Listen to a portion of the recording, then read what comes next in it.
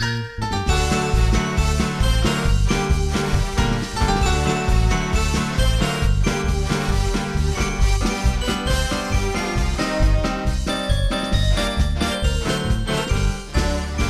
FM Ritmo estamos ya comentando desde la esquina del Coco.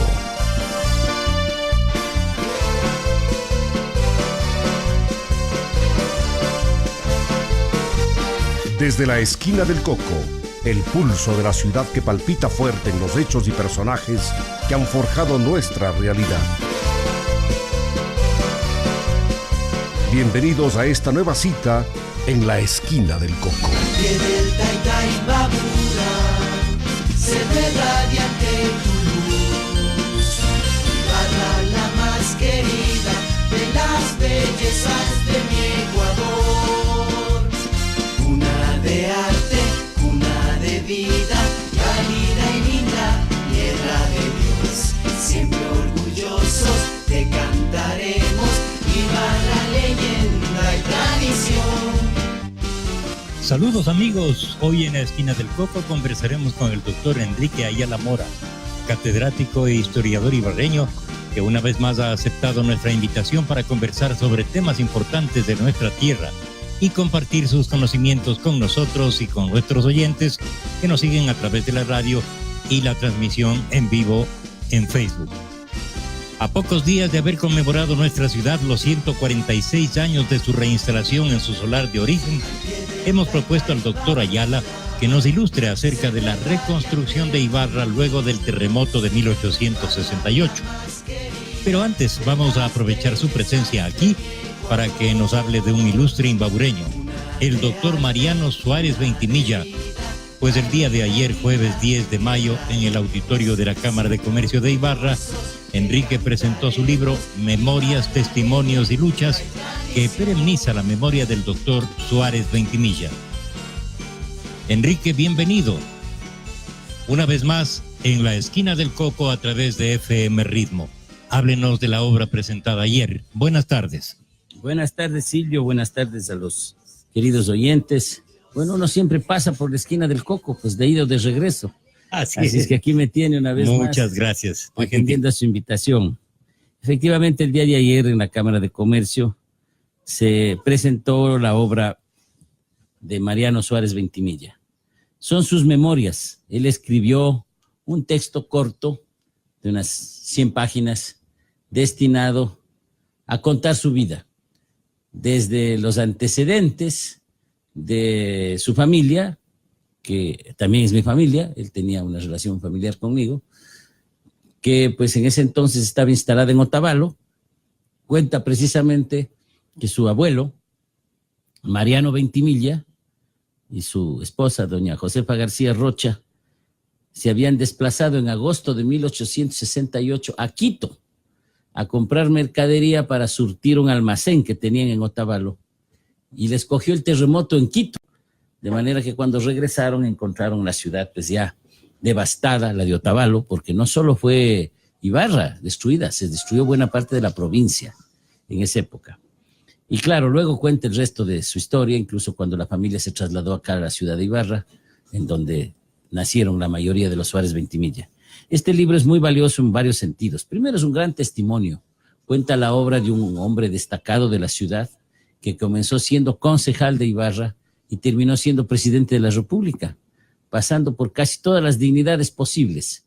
Así pues, según se desprende de su biografía, se desempeñó como diputado por Imbabura, presidente del Consejo Municipal de Ibarra, vicepresidente de la Cámara de Diputados, ministro de Agricultura, ministro del Tesoro, presidente del Consejo Provincial de Pichincha, diputado por Pichincha a la Constituyente de 1946, fue electo presidente constitucional de la República en 1947, fue vocal del Tribunal Supremo Electoral 5 veces, vocal y presidente de los ferrocarriles Quito, Ibarra, San Lorenzo, fue afiliado al Partido Conservador Ecuatoriano y murió en Quito el 23 de octubre de 1980. ¿Cómo no, Silvio? Así Una es. trayectoria ha tomado nota increíble, ¿no? Muy rigurosa de su biografía, que consta precisamente en el libro, ¿no?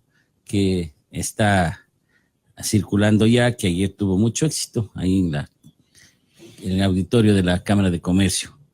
Es importante destacar entonces que Mariano Suárez, o Marianito como le decíamos todos, ¿no? Porque era una persona a la cual no era difícil tratarle por el diminutivo, no solo ejerció todas esas funciones, sino que fue un político muy combativo, luchador, muy doctrinario, pero al mismo tiempo un hombre abierto, un hombre que se llevaba con sus adversarios, que tenía buena relación con quienes lo combatían.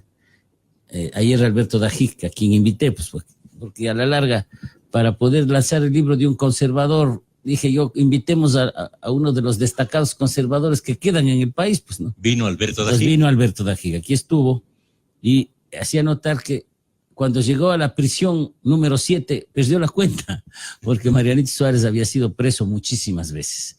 Fue preso, perseguido, se le expulsó del país. Incluso tiene la anécdota de que a los 3 días de haberse casado con Blanca Lucía Pasquel, de una familia ilustre de Ibarra, de los Pasquel Monje, pues le notificaron que estaba expulsado a Chile.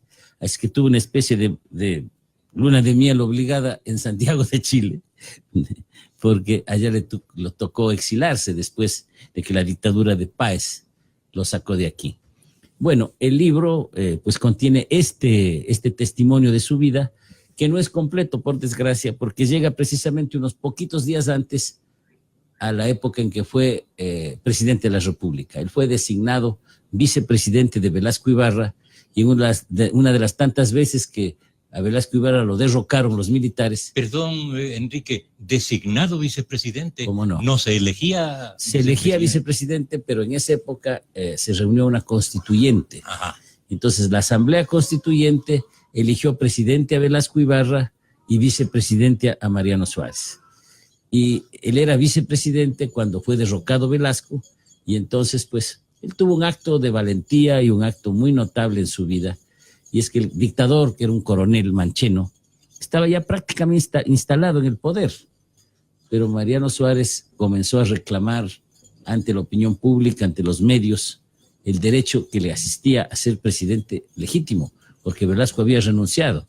Al principio no le tomaron en serio, pero él hizo un gesto político muy generoso, pero al mismo tiempo muy sagaz, y es que dijo: vean, si yo por ser conservador no puedo ejercer la presidencia de la República, yo les ofrezco que si es que me reponen en el poder, o sea, se restablece el sistema constitucional, yo renuncio para que el Congreso nombre a la persona que creyera conveniente. Uh-huh. Y en efecto, pues, eso convenció sobre todo a los militares, que abandonaron al dictador y lo reconocieron a él. Se reunió el Consejo de Estado, lo proclamó presidente constitucional de la República y ejerció 15 días, hasta que se reunió el Congreso, ante el cual renunció, y eligió presidente a don Carlos Julio Arosemena Tola.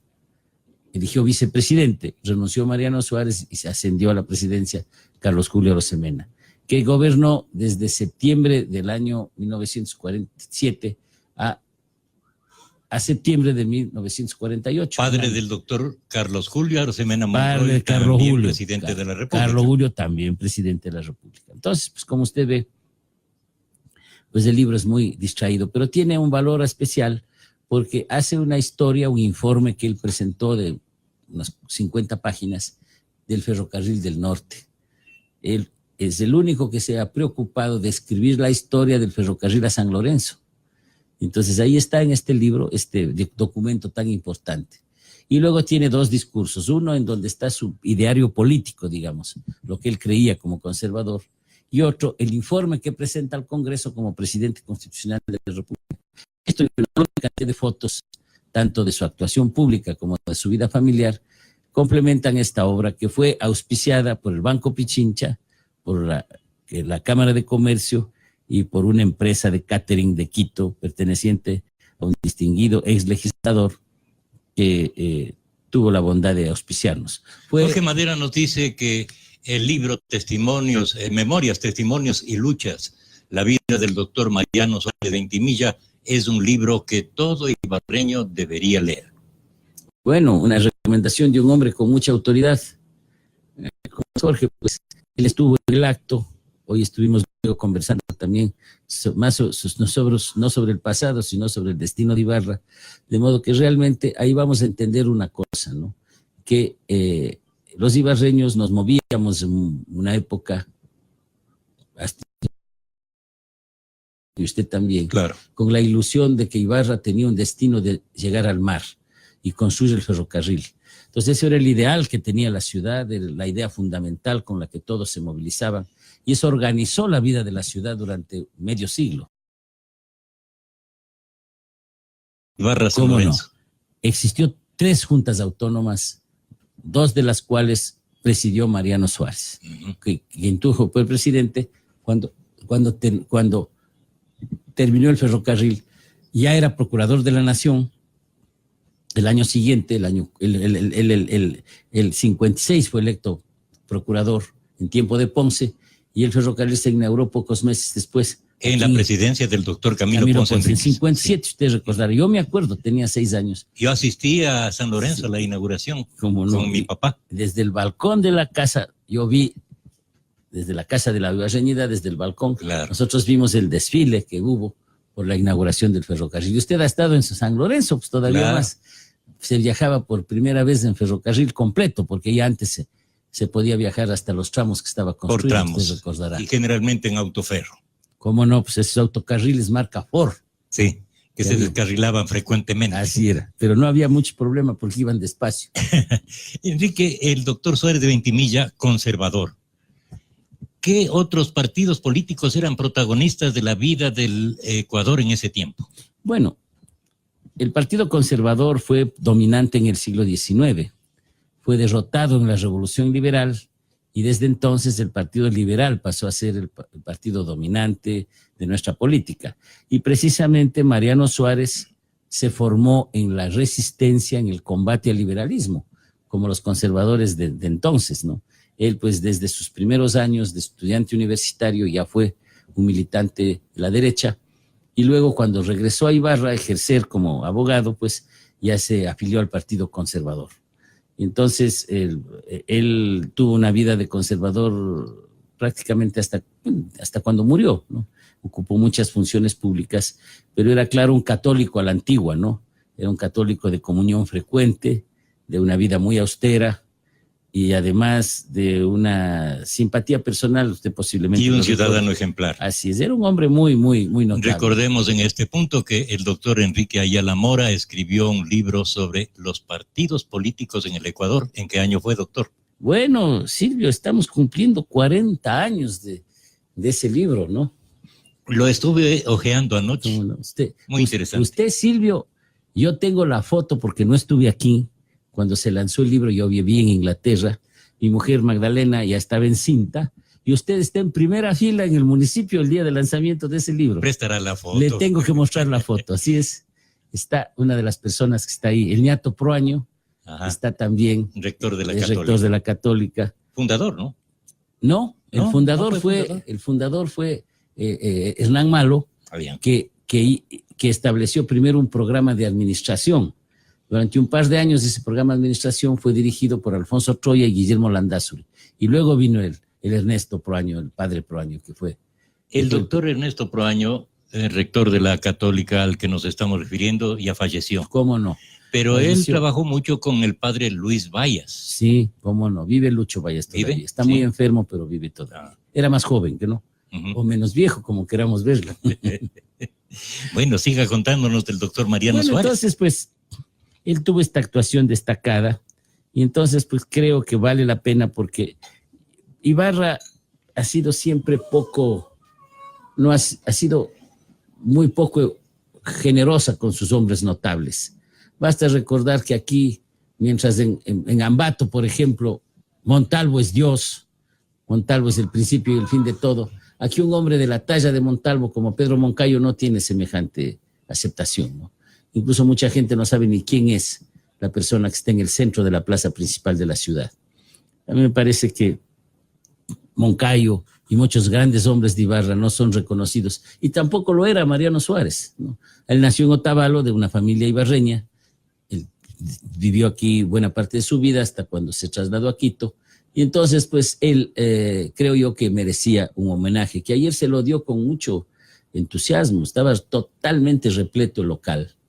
de gente que además adquirió el libro y que tuvo mucho interés. Además está decir que la intervención de Alberto Dají fue muy buena, porque Alberto Dají, que ha sido mi adversario, yo lo interpelé, yo he tenido muchos enfrentamientos ideológicos con él porque él es un hombre de derecha. Sin embargo, es una persona inteligente que entendió el cometido e hizo una muy buena presentación del libro. Pero es que esa es la parte sana de la política. Así es. Yo nunca me he avergonzado de mi amistad con él, entre otras cosas porque cuando tuvo un escándalo tan grave, que fue el de los gastos reservados, y se probó que él había usado los fondos públicos para fines que no eran de los gastos reservados, que había desviado fondos. Sin embargo, también quedó claro que nunca se había apoderado de un centavo de la plata pública, y que cuando pude verlo en su exilio en Costa Rica, vivía muy modestamente, como un profesional de clase media, de quien todo podía pensarse menos que hubiera robado.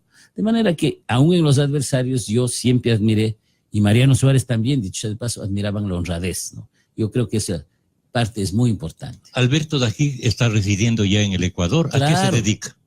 Es ¿La cátedra? profesor, sí, es profesor de la Universidad de Especialidades de Espíritu Santo. En Guayaquil. Y entiendo que es además miembro del directorio de 2 empresas. Tiene una vida, digamos, holgada de profesional medio, pero no tiene, pues, digamos, una fortuna notable. Él siempre ha sido más bien un ideólogo de la derecha, en algunos aspectos muy radical, pero no ha tenido esta tendencia de acumular dinero que me parece que ha afectado a muchos políticos en el país cada vez más en el último tiempo. Enrique, de su vasta producción de libros, especialmente que tratan sobre la historia, sobre nuestra gente, ¿qué nos viene después de este último? Bueno, Silvio, yo tengo ahora que estoy dedicado a la vida universitaria con menos presiones del rectorado. Cuando estuve en el rectorado el trabajo era muy intenso. Ahora tengo más tiempo para dedicarme al trabajo. Estoy publicando cosas pendientes. Aquí mismo conversamos de este libro que se llama Gente de Imbabura, que lo tenía guardado y los estudios estaban hechos, pero tenía que sentarme a poner en orden, a corregir un poco y a darle forma del libro. Lo hice. Ahora, y es muy interesante. Sí, es un libro que yo creo que mucha gente no esperaba que esas personas que estaban ahí mencionadas en los artículos fueran tan notables, ¿no? A mí me gustó siempre la idea de que además en Imbabura no habían solamente personalidades de primer nivel, grandes intelectuales, maestros, como su padre, don Abelardo, sino que también había gente del común. Por ejemplo, don Evaristo Minda, ¿no? Un negro del Chota, que era pues un chofer, que sin embargo era muy amigo mío. De una influencia, de una Yo simpatía. tengo una narración del Evaristo de cómo se celebraban las Navidades en el Chota, que es extraordinario. Evaristo, un personaje realmente. Personaje de una persona. Yo le vi a él en unas Navidades, ni me diga, pues cuando era diputado, don Evaristo asomaba para conseguir que le diéramos algunas funditas de caramelos, etcétera. Pero sobre todo era santo varón en la Semana Santa. En la procesión. Y entonces era uno de los que cargaba a Cristo. Es que tenía una talla alta. Claro, también, ¿no? y era un personaje, ¿no? Y entonces él me invitó a pasar la Semana Santa. Y no le preocupaba su limitación porque tenía una pierna de palo. De palo. ¿Sí? Una vez me pidió prestado 3,000 sucres. Ah. Fue a Quito y me dijo, doctor, présteme los 3,000 sucres que tengo que cambiar de pierna. Entonces le habían dado en el seguro, pero necesitaba completar eso. A los 2 meses vino con los 3,000 sucres y me dijo, ¿y cuánto es de intereses? Vea, don Evaristo, le dije, yo el día en que me haga chulquero ya no seré amigo suyo. Le agradezco que me pague y no le ofendo diciéndole que le obsequio porque usted es un hombre serio, pero que le voy a cobrar intereses. Así es que escribí sobre él, sobre su sobrina, la Zoilit Espinosa, Minda, ¿no? Sí. Bueno, yo escribí un artículo sobre Glenda Morejón, precisamente. Claro. Sobre Alex Aguinaga, es decir, no eran solamente los notables, sino gente de todas las actividades, y cuando vieron el libro les gustó mucho. Este libro de Mariano Suárez, en cambio, pues está destinado a relevar a este personaje de nuestra provincia, pero también a completar algunos aspectos de la historia nacional. Su relación con Velasco Ibarra, con Guevara Moreno, por ejemplo, es bien interesante. El momento en que se lea eso, pues va a ser una cosa muy llamativa, porque tiene una información sobre cómo gobernaba Velasco Ibarra que yo no he visto en ninguna otra publicación. Ajá, muy interesante. Fue muy amigo de Velasco Ibarra, ministro de Velasco Ibarra y luego vicepresidente, claro. ¿No? Bien, vamos entonces al tema propuesto oficialmente para el programa de hoy. La reconstrucción de Ibarra, que se inicia con un acto especial el 28 de abril de 1872. ¿Cómo fue ese día en la renaciente ciudad con la presencia de autoridades y algo más de 500 sobrevivientes del terremoto que se habían refugiado en los llanos seguros de Santa María de la Esperanza y que regresaban a su solar?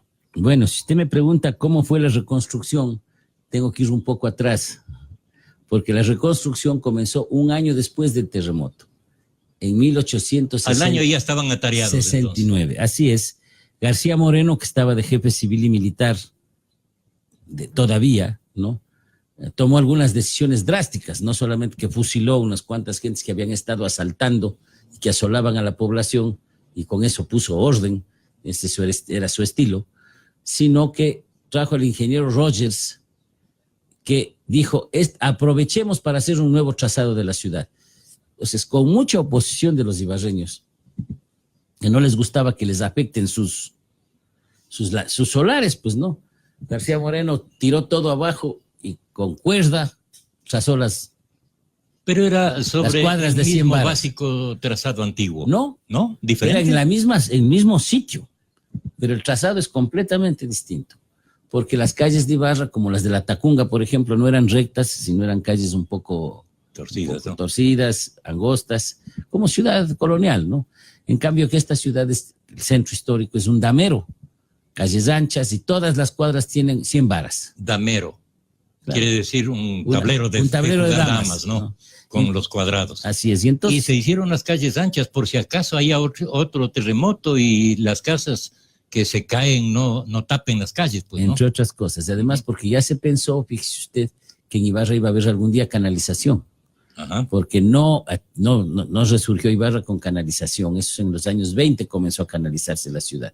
Antes tenían pues unas acequias. Las acequias a los costados. Que pasaban a los dos costados de la calle, ¿no es cierto? Entonces, la reconstrucción comenzó más temprano, y para cuando se hizo el traslado, ya existían la pequeña capilla de los padres mercedarios, en donde fue el acto, el Te Deum, oficiado por el obispo Iturralde, que trasladó la ciudad y la bendijo.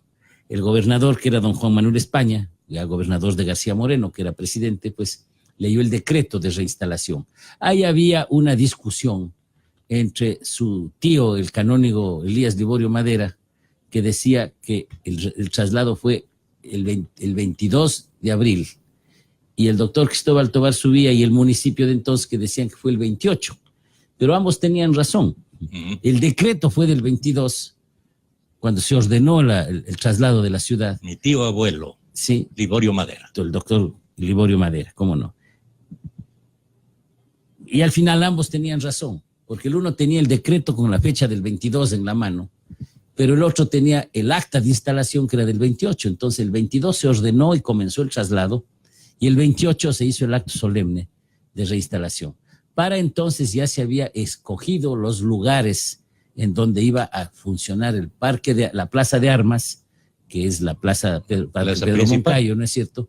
Y se habían ubicado ya la gobernación y la alcaldía en donde están exactamente ahora. Todavía no comenzaba la obra, y había comenzado la obra de allanar el terreno para la catedral, que comenzó. Antes del terremoto, ¿Ibarra tenía catedral? Claro. ¿En el mismo lugar? No, la iglesia matriz de Ibarra, porque Ibarra había sido un vicariato, no tenía obispo, sino vicario, como ahora tiene Otavalo y Urcuquí y Cotacachi.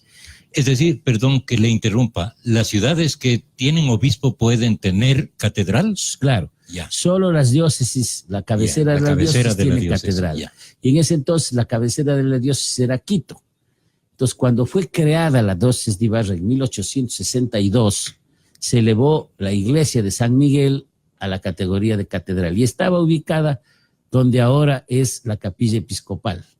de manera que estaba cerca, al otro lado, pero el parque era un poco más hacia donde está ahora el parque de la Merced, el parque de Víctor Manuel Peña Herrera, que era uno solo. Con el retorno hicieron los dos parques que hoy conocemos. Dejando la manzana donde pública, donde está claro, el municipio, la gobernación, el cuartel, y el cuartel, etcétera, ¿no? sí. Habían también casas privadas al otro lado, pero el cuartel las compró para cuando se construyó el cuartel. Ahora, lo importante entonces, pues es que ya estaban asignados los sitios. En una esquina de la Flores, de la García Moreno y Sucre, la catedral, en la Bolívar y García Moreno, la capilla, en el centro el Palacio Episcopal, y al otro lado, pues, donde están ahora la gobernación y la alcaldía. Entonces, pero en realidad había muy poco construido. Lo que se habían delimitado solamente los solares, de modo que mucha gente se volvió a Santa María de la Esperanza después de la instalación, y poco a poco, desde el año 1872 al 75, fueron construyendo las primeras casas y se pasaron definitivamente, porque durante un tiempo pues, ese campamento siguió funcionando. El año 75 y la catedral ya estaba utilizable y fue consagrada el año 1878 por el nuevo obispo ya, el obispo Antonio Tomás, el obispo José Ignacio, perdón, el obispo González Calisto. Entonces, otra cosa que es muy importante, pues es que ya se levantó también la casa de gobierno, como se llamaba, la unión del municipio con la gobernación, que era de un piso, que eran de un piso ambas. Se tenía mucho temor de construir 2 pisos. En realidad, las primeras casas de 2 pisos comenzaron a construirse en Ibarra a fines del siglo XIX, eso es unos 10, 15 años después del retorno, y la primera casa de 3 pisos recién se inauguró en 1915. Debe haber sido la casa la que de hoy la familia Ayala, pues la que es la casa de la Ibarreñidad. Esa fue la primera casa de 3 pisos. Casi todas construidas por este eminente arquitecto, profesor de Teodoro Gómez de la Torre, don José Domingo Albuja. Mucha gente nos está siguiendo en las redes sociales, le saludan, doctor, felicitan al programa, y Jorge Proaño Bonilla le pregunta sobre el protagonismo de su bisabuelo, don Eleodoro Ayala, sobre la reconstrucción del convento del Carmen. Bueno, fue un poco posterior y tenemos que hablar con mi querido pariente, el negro, que está a cargo de la reconstrucción del convento del Carmen, ¿no? Claro, ahí, él está al frente de una empresa de la Universidad Técnica del Norte. Yo me alegro mucho de que la universidad haya adquirido ese bien, y desde luego ahí, Silvio, luego hablaremos más detenidamente sobre este tema. Yo creo pues que ese tiene que ser una obra de arte, de conservación y utilización de la tierra, ¿no? Porque, por ejemplo, el claustro no puede tocarse, no pueden botar paredes para hacer aulas ni cosa por el estilo. Como conversábamos con usted al mediodía, son claustros, o sea, son habitaciones pequeñas. Así es. Que no pueden tocarse. Sí, pues. lo que tiene que hacerse es un proyecto de construcción en la huerta, en donde sí se pueden poner instalaciones nuevas, siempre que se respete el trazado de la ciudad, porque yo soy partidario pues de darle vida a la ciudad. No se puede transformar en un mausoleo. Yo creo que algunas extremistas proteccionistas del patrimonio quieren que las cosas no se toquen. Si la universidad compra un bien, tiene que ser para utilizarlo, claro, pues no solamente para tenerlo ahí. Y que no se toquen las casas en ruinas, no puede ser. Absurdo, pues es que eso yo creo que hay que tener una política. Efectivamente, las madres carmelitas, yo hice una historia del convento del Carmen, que la voy a poner a disposición de las personas que están a cargo del convento actual. Yo hice una historia, estaba escrita, y a lo mejor sería bueno volver a publicarla, porque se publicó un libro de homenaje a la llegada de las madres carmelitas aquí a Ibarra a los 150 años. Entonces, lo que pasó es que las madres carmelitas tenían un convento antes del terremoto en Ajaví. Ahí estaba la casa que habían comprado. Estas eran algunas religiosas colombianas que vieron expulsadas por los liberales colombianos. Después del terremoto murieron 2 o 3 de estas religiosas, de las 14 que eran, y se volvieron a Quito. Entonces permanecieron en Quito un buen tiempo y luego vinieron a Caranqui. Mi bisabuelo en sus referencias dice que él les conoció a las madres Carlota y Felisa en Caranqui, 2 madres colombianas. La una era la priora precisamente. Después compraron ellas el territorio, este terreno en el barrio San Felipe, y no compraron toda la manzana, sino una parte. Luego fueron comprando. Porque ahí existe 2 casas. Existe lo que era el laboratorio Ulpiano Pérez Quiñones, algo así, ¿no? Un par de dientes hay ahí todavía, que yo me imagino que la universidad los adquirirá también para mover toda la manzana, para volver patrimonial toda la manzana. Pero ahí se construyó. Pero la construcción, esto fue en los años 1880, pero fue muy mala la construcción. De manera que en los años iniciales del siglo XX, si no recuerdo 1903, el convento se estaba cayendo. Y entonces un grupo de padres de familia de las monjas carmelitas, que ya eran ibarreños, presididos por el doctor Víctor Gómez Jurado, sacaron a las madres, se llevaron a la casa del doctor Gómez Jurado, y efectivamente mi bisabuelo, Eleodoro Ayala, fue el jefe de la reconstrucción. Él dirigió el proyecto de reconstrucción, auspiciado por el obispo González Suárez. Y el convento se construyó precisamente ahí. Y todavía está una estatua de la Virgen, que está en el centro del claustro, que es una obra muy interesante de don Daniel Reyes, fíjese usted, que fue donada por mi bisabuelo. Esa no se llevaron. ¿En qué material? Piedra. En piedra. No se llevaron al convento nuevo de Bellavista las hermanas, se llevaron todo lo demás menos ese monumento que está ahí y que obviamente representa pues a una de los más grandes artistas de Imbabura, ¿no? Desde luego el convento casi no fue modificado hasta que salieron las hermanas carmelitas de ahí. Lo hicieron completo. Estaba destinado para 25 celdas. Las carmelitas no pueden ser más de 21. No puede haber más en un monasterio. ¿Y por qué hicieron 25? Tal vez huéspedes. Por huéspedes que a veces venían, pero sobre todo porque tenían una habitación un poco más grande para enfermería. ¿No? Y tenían otra habitación porque habían a veces domésticas, empleadas domésticas que vivían ahí. Tenían que solamente muy, ya iniciado el siglo XX, una religiosa de mucha energía, de mucho carácter, logró que no vivieran seglares en el convento, porque eran estas empleadas domésticas que vivían ahí. Entonces luego se retiraron estas personas y el convento quedó como lo conocemos ahora. Hay un aporte de Pablo Rosero Rivadeneira, le saludamos a Pablo, y dice que en la Biblioteca Ecuatoriana Aurelio Espinosa Polit encontró un informe de la reconstrucción del convento del Carmen. El informe está dirigido al obispo Ulpiano Pérez Quiñones. Claro. Y también menciona Pablo Rosero que para 1876 el canónigo Mariano Acosta construye ya el monasterio del Carmen, que luego estuvo muy afectado. ¿Cómo no? Eso mencioné yo, que después del terremoto, las monjas vinieron primero a Caranqui, vendieron el solar que tenían en Ajaví y comenzaron a construir. El doctor Mariano Acosta fue el primer constructor del convento del Carmen, a tal punto que estaba enterrado ahí. Ahora el obispo Walter Magui tiene una muy buena idea, que es trasladar al doctor Acosta, los restos del doctor Acosta, a la catedral. Y me parece una excelente iniciativa porque Mariano Acosta es una de las grandes figuras de esta ciudad. Y entonces, ahí creo yo que se complementa la información. Hermoso haber encontrado el informe, porque mi bisabuelo Eleodoro Ayala tiene también una larga carta de unas 4 folios contando la reconstrucción.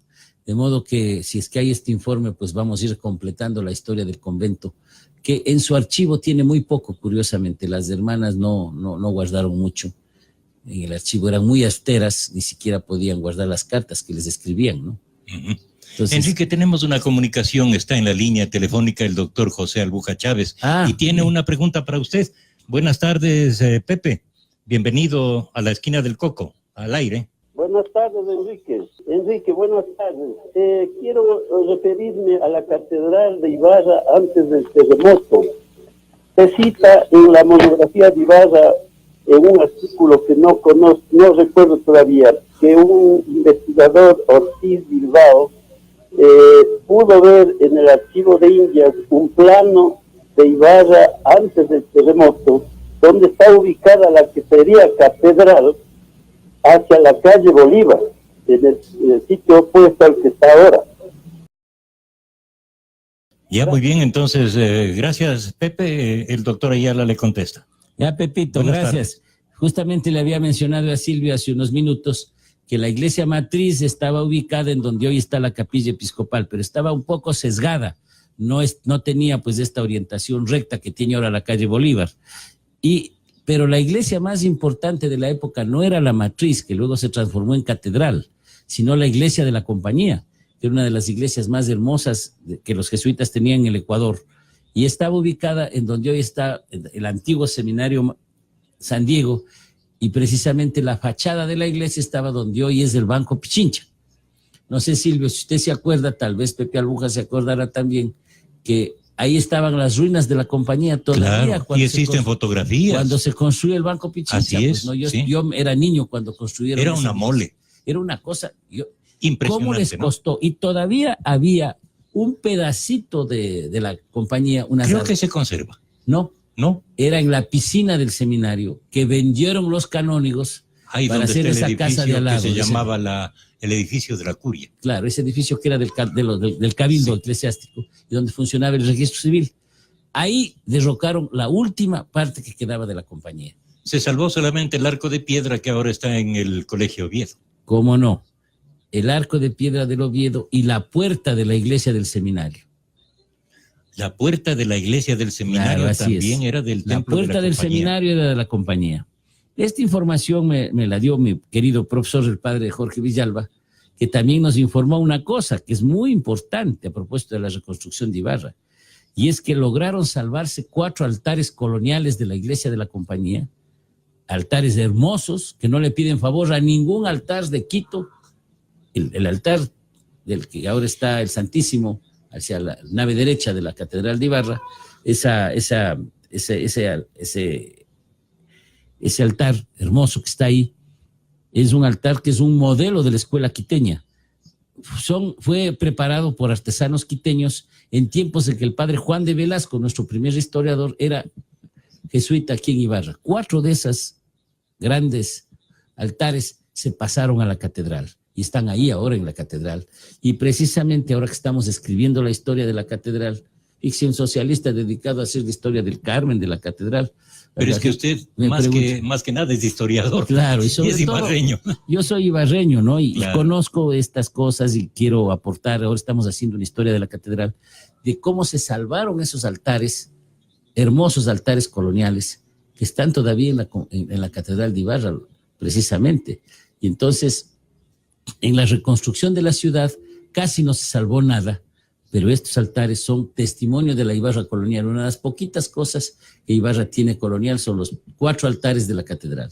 Pablo Rosero también nos dice que la puerta que estaba en la iglesia, en la capilla del Colegio Seminario y que pertenecía al templo de la Compañía de Ibarra, ya no existe, ya no es la original la que está ahí, es una nueva hecha por Monseñor Arregui. Bueno. Con las mismas características, sí, desde luego, ¿no? Sí, habría que ver en qué estado quedó la puerta, ¿no? Pero era una puerta muy decorativa. Muy labrada. Una puerta labrada, ¿no? Era una puerta de tipo barroco, como era la iglesia, ¿no?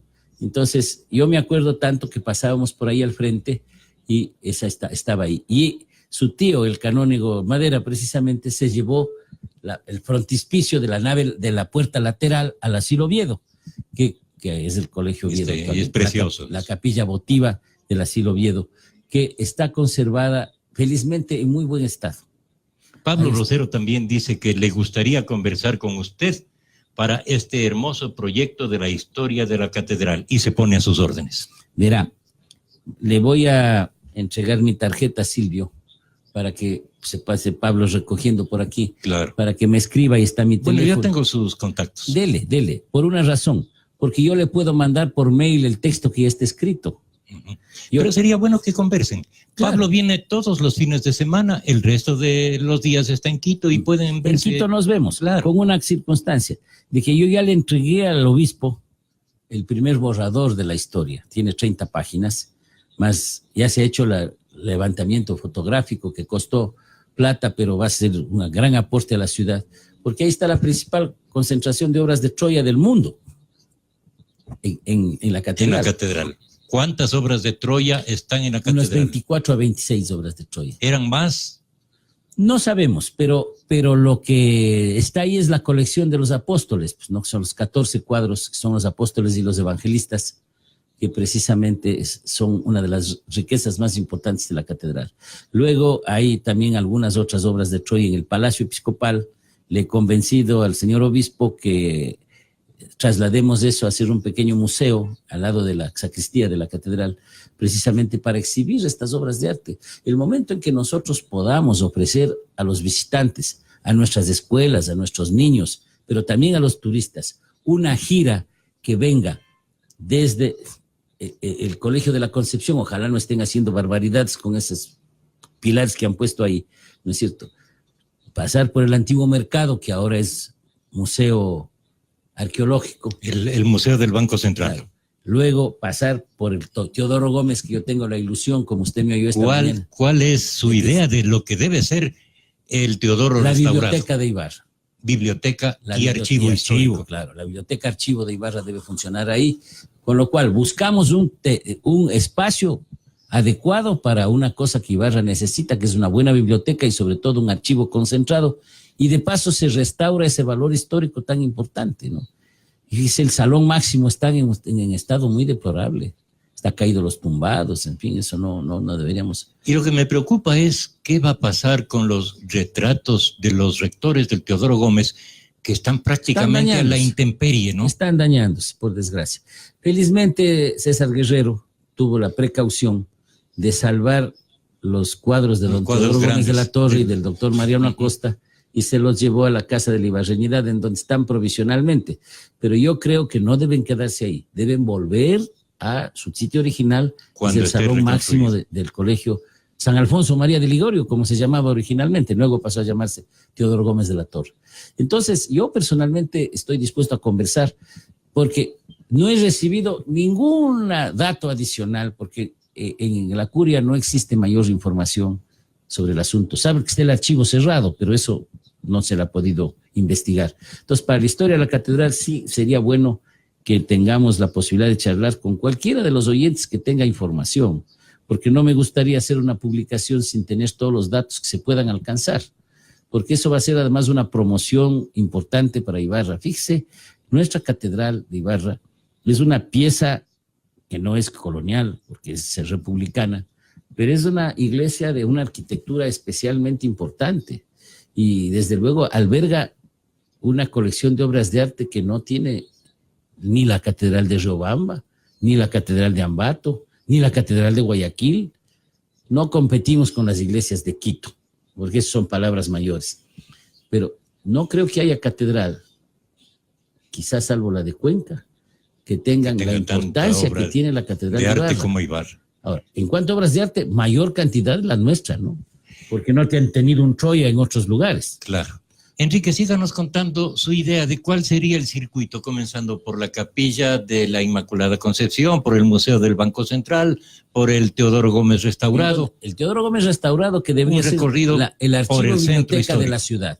Concentrar ahí la de la Casa de la Cultura, la del propio Teodoro Gómez, que es una biblioteca muy rica, y la municipal, con espacios para usos de internet, para usos de todos los avances tecnológicos importantes, una sección de niños que hay que ponerla abajo, una buena librería y desde luego pues los 3 espacios fundamentales, el torreón, el sector de 2 pisos y el sector de 1 piso que queda atrás del Teodoro Gómez, cada cual juntos pueden constituir un hermoso conjunto que además esta mañana que se conversaba me pareció una idea genial, eso de hacer un pasaje entre el torreón y el Teatro del Consejo Provincial, que es el viejo Teatro Municipal, ¿no? Ya le expuse esa inquietud al señor alcalde, no sé cómo lo tomó, pero somos testigos de que existe un pasaje desde el Torreón hasta la calle Oviedo, que da frente al Teatro Municipal. Con el Observatorio Astronómico del Teodoro Gómez de la Torre en la mitad, que hizo don Luis Fernando Villamar. Ya. ¿no? Entonces, y luego, claro, tienen el Parque Pedro Moncayo, que es una de las plazas más hermosas del Ecuador, que felizmente se ha conservado casi en forma milagrosa. Lástima, digamos, que de noche es muy oscura, ¿no? Sí, eso hay que iluminarlo mejor, pero eso se puede solucionar. Claro. Pero cuando ponen un pegote de estos modernos ahí, destruyendo la unidad de la plaza, ahí lo dañan. Es imposible. Pero no, felizmente está en buen estado. Tienen la Casa de la Ibarreñidad, de la que esperamos una vez más que el alcalde se compadezca y la ponga al servicio de la ciudad. Está ahora y que lo ponga como debe estar. Ha hecho bodega con un problema de filtración de agua muy fuerte, casi dañado el entablado del primer piso, con un poco de riesgo de los bienes que están ahí, que mi familia entregó en comodato como homenaje a Ibarra, y que querríamos y que nos dejen hacer el oratorio, ¿no? En donde hay una posibilidad de poner una... Es que las casas de antes de Ibarra tenían su oratorio. Era claro, una capilla pequeñita, ¿no? Claro, era una capilla pequeñita, sí. Yo me acuerdo del oratorio del canónigo Madera, porque ya se enfermó, pues, ¿no? Ya no podía caminar y le habían dado autorización para dar misa en la casa. Él habrá estado ahí. Calle... En la Sucre. En la Sucre y Borrero. Ayer, sí. Y entonces, bueno, me tengo interés, pues yo, en decir, bueno, llegamos a la plaza, a la Casa de la Ibarreñidad, tenemos que rescatar el salón máximo del municipio. Esto es una cosa fundamental. No puede ser, el señor alcalde adecuó eso para despacho del alcalde. Eso es violentar la tradición. Ahí se han hecho las gestas más importantes de la historia de Ibarra en ese salón, que tiene que volver a ser salón máximo. Y luego está el museo, que ojalá podamos montar un museo de artesanías con toda la plaza. Ahí atrás, un centro cultural en donde está ya felizmente la colección de Troya, que es el cuartel. Y luego, claro, la capilla episcopal y la catedral. La catedral en sí misma es visitable en un poco más de 1 hora. O sea, realmente toma tiempo, porque si le damos el espacio necesario, puede ser un atractivo interesante. Un circuito interesantísimo. Un circuito que no tiene... Pero que debería estar a disposición del público también los fines de semana, en lo que concierne a las edificaciones que estarían dedicadas a museos, bibliotecas. Pero etcétera. Desde luego, pues los museos se abren sábado y domingo y cierran lunes en toda la faz de la tierra. Uh-huh. Y creen que el personal tiene que tener el horario respectivo, pues, para que pueda ser visitada. Desde luego que la capilla episcopal, que ha sido más afectada, va a tardar algún tiempo en ser restaurada, porque eso va a costar mucha plata. Aspiro que lo de la catedral sea menos grave y se pueda llevar. Ahora, además, después de todo este centro, el centro histórico más comprimido que tiene, la ciudad tiene un centro histórico mucho más amplio, ¿no? Claro. Que va hasta el Tahuando, que va hasta la Custiembre por un lado, y por otro lado va hasta la calle Velasco, ¿no? Hasta la calle Velasco, desde luego Santo Domingo, también es una plaza muy bonita. Felizmente todavía hay cómo hacer una modificación en 1 o 2 fachadas y dejarle en condiciones de que no parezca que ha sido violentada la plaza, ¿no? Y la Merced también tiene posibilidades. El otro día visité el restaurante que tiene ahí, un restaurante que está en la calle Sánchez y Cifuentes y Flores, de los doctores Meneses. Uh-huh. Han hecho una bonita restauración de la casa por dentro. Tiene un restaurante en el 3er piso y un bonito mirador en la terraza. Todo esto respetando la fachada y la armonía de la plaza. Bien. Está bien hecho. Qué bueno. Porque la restauración no es conservar todo como era, o tratar de que, porque terminan las casas siendo muladares, pues. Las casas tienen que refuncionalizarse para vivir, para que se utilicen para locales comerciales, etcétera. Es decir, la restauración tiene que darle nueva vida a un bien antiguo, que por otra parte tiene que ser funcionalizado. Si el esfuerzo de conservación de la ciudad no es rentable, no tendrá sentido. Ibarra tiene que vivir de ser la capital turística del Ecuador. Ibarra tiene que tener ingresos económicos de tener este casco histórico, que es el 4º más grande del Ecuador. Entonces, a mí me parece que alguna gente un poco irresponsable dice, no, si no es colonial. ¿Acaso solo lo colonial es histórico? Buena parte del casco histórico de Quito es republicano, es de la época de la República, y sin embargo es un patrimonio importante, como es el cuartel, por ejemplo. El cuartel, y muy admirado. El cuartel no es colonial, ni mucho menos. Se construyó hasta los años 1932, si no me equivoco, por partes. Entonces, todo este conjunto puede ser muy atractivo para el turismo. Hay mucho que mirar, hay mucho que visitar, sí. Hay mucho que conocer. ¿Y qué le parece, Enrique, si me acepta una propuesta para otra conversación? La mirada del doctor Enrique Ayala de cómo está Ibarra y cómo debe ser Ibarra. Bueno, yo he trabajado un poco en eso, le he presentado un memorándum al alcalde sobre el futuro museo, me he comprometido ahora precisamente a hacer un memorándum sobre cómo veo yo el asunto del Teodoro Gómez de la Torre y la biblioteca archivo. Es decir, hay algunas ideas que en forma más bien suelta he tenido, pero que sería interesante pues que esta corporación, tanto la Fundación Pedro Moncayo como esta corporación que ha fundado Jorge Madera, que es el gran... La Junta de Rescate Patrimonial, se pueda pues hacer cargo, porque es una cosa colectiva, nadie tiene que apoderarse de ninguna idea, tenemos que todos nosotros apoderarnos de buenas ideas y tratar de llevarlas adelante. Entonces sería bueno incluso, Silvia, hacer esto. Yo pienso que una de las cosas que tenemos que hacer es trazar un plano del centro histórico con visiones de 3 dimensiones y ponerla en el pretil del Teodoro Gómez para que la gente que pasa vea cómo puede llegar a ser el centro histórico de Ibarra. Porque fíjese, los quiteños viven orgullosísimos de su centro histórico, que además es rentable. Quito es una ciudad turística en buena parte por su centro histórico. Nosotros tenemos que estar orgullosos de nuestro centro histórico y volverlo rentable. Los jóvenes tienen que saber que después de 20 años, si hacemos las cosas bien hechas, o 10 de 15 años, las cosas bien hechas, Ibarra será más rentable para que la gente tenga trabajo. No es solamente verles bonitos a los edificios, sino crear una economía vigorosa a partir del turismo, a partir de la cultura.